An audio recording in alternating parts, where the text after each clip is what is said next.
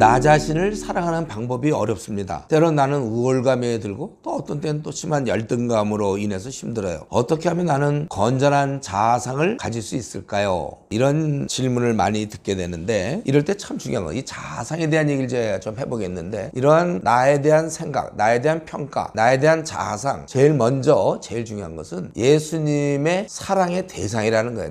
나는 하나님의 사랑의 대상이다. 로마서 5장에 보면은 5절부터 11절, 우리가 아직 죄인 되었을 때 예수님께서 십자가에 돌아가심으로 하나님의 사랑을 확증했다고 그랬어요. 얼마나 사랑하면 그 사람을 위해서 죽습니까? 더구나 그게 우리가 훌륭해서가 아니라 죄인 되었을 때 그분이 날 위해서 죽었다. 그래서 우리는 내가 하나님의 사랑의 대상이다. 이걸 깊이 깨달아야 돼. 이것만 깨달으면 남이 뭐라고 그러든지 하나님이 사랑하는 나도 나를 귀하게 여길 수 있는 거예요. 이러한 의식이 제일 중요합니다. 때때로 어떤 경우 이런 질문을 받아요. 나는 예수님이 나를 사랑하는지 모르겠다. 나는 하나님의 사랑이 느껴지지 않는다. 여러분, 이것은 느낌으로 자꾸 해결하려고 그러지 말고 이것은 팩트예요. 팩트. 십자가로 왜 죽으셨어요? 예수님께서 나 같은 죄인을 위해서 구원하기 위해서 죽으셨잖아요. 그 정도의 내가 사랑의 대상인데 자꾸 내가 이렇게 기도했는데 응답이 됐냐 안 됐냐, 내가 원하는 게 됐냐 안 됐냐, 자꾸 그 나타난 증거를 가지고 사랑하냐 안 하냐 이렇게 따지지 마시고, 오죽하면 예수님이 날 위해 죽을 만큼 나를 그 정도로 사랑했다는 그 팩트를 마음에 간직하시고, 남은 생 우리 인생이 길어봐야 80년 100년인데 그거 하나 꼭 붙잡고 살면 되는 거예요. 그러니까 내가 주님의 사랑의 대상이라는 거, 이것만 가져도 내가 아무리 못생기고 초등학교밖에 못 나오고 집이 가난하고 능력이 없고 사람들은 나를 왕따 시켜도 나는 하나님의 사랑을 받는 대상이다. 이걸로 우리는 모든 열등의식, 또 굳이 우월의식도 가질 거 없고 그냥 우리 행복하게 살아갈 수가 있는 거예요. 그리고 그 생각은 이렇게 좀 어떻게 보면 고요히 있을 수 있기 때문에 실제 우리가 하나님 나라를 위해서 주님의 일을 하는 게 중요합니다. 그럴 때 보면 어려움에 막 부딪히잖아요. 가만히 있으면 아무 일도 안 생기는데 내가 주님을 위해서 일할 때 어려움이 와요. 근데 그 어려움이 오는 순간 도우시는 하나님의 손길을 경험하게 된다고요. 그래서 이런 면에서 여러분, 만약에 진짜 주님의 사랑이 잘 안 느껴지고 자아상이 너무 안 좋고 이런 사람들은 사실은 선교사가 되면 좋을지 몰라요. 주님의 일을 하다 보면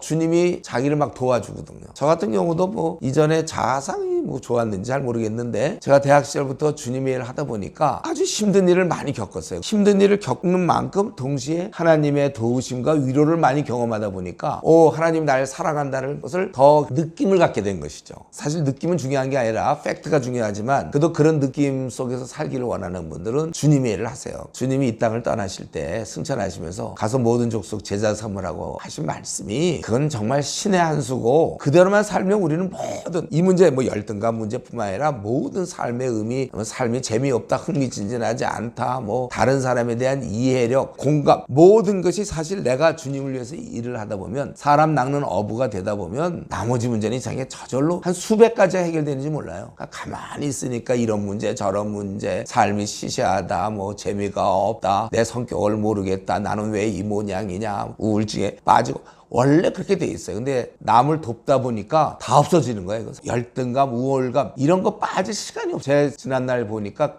그냥 뛰다 보니까 나는 왜 이렇게 한심하냐라든가, 나는 너무 잘났다든가 그렇게 생각할 시간도 없어요. 막 일하다 보면 피곤해서 그런 생각 시작하려는데 벌써 잠드는데요. 아침 되면 막 바쁘고, 이런 면에서 사람이 가만히 있을 때 보통 우울증에 빠지고 그러는 거예요, 원래. 어쨌든 우리가 이런 느낌을 자꾸 생각하지 말고, 주님의 내가 사랑받는 자녀인 걸 그래도 느낌적으로 자꾸 확인하고 싶은 사람은 뭐 하라고요? 그냥 주님의 일 좀 하세요. 전도 좀 해보세요. 영혼들이 지금 어떤 상태에 있는가 보면 조장을 꼭 하고, 교회에서 시키는 일 좀 열심히 좀 하시고, 대학생이라면 캠퍼스 선교단체, 저희 ECU 이런 좋은 단체에 들어와서 선교를 공부한다는 물론 큰 장점도 있지만, 여기서 이제 인격이 다 빚어지는 거예요. 20년 동안 그냥 모태신앙입니까?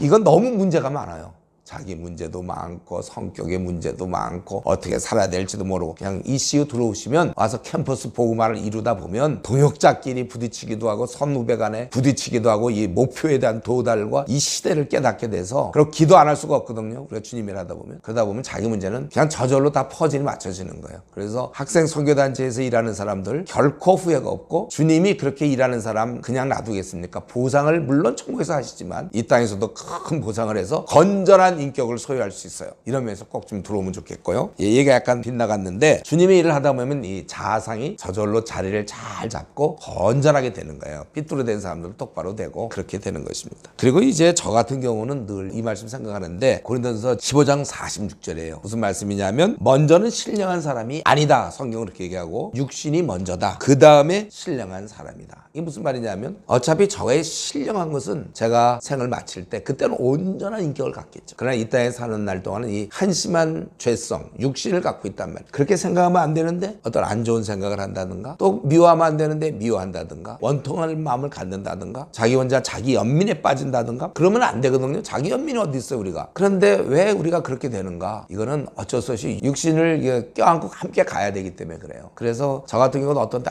내가 말을 왜 그때 그렇게 했을까? 그때 왜 좀 더 친절하게 못했을까? 그때 왜 내가 약간 섭섭한 마음을 가졌을까? 그럴 때 아침에 하나님께 기도할 때 또 밤에 기도할 때 주여 제가 연약한 육신 때문에 그렇습니다. 좀 신령한 사람 되기를 원하는데 이렇게 안 되고 있습니다. 그걸 좀 인정하기 때문에 저의 어떤 한심함이라든가 이런 걸 정말 날마다 용서하면서 살아갈 수가 있어요. 이런 면들을 우리가 좀 기억하는 게 중요합니다.